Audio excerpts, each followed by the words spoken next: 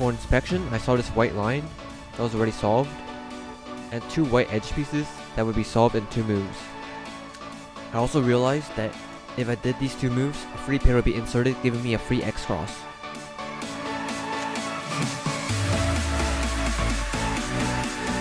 After this, I looked for my second pair. It was an easy 3-move insert.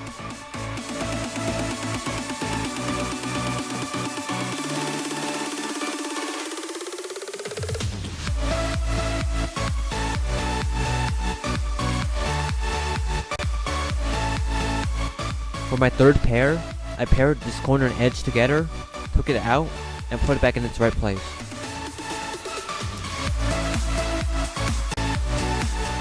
Last pair was this corner and edge. I paired it like this.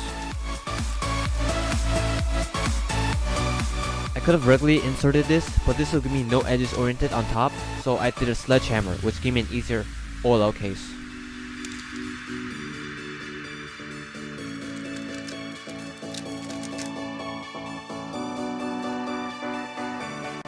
After doing the OLL and PLL alg, the cube was solved.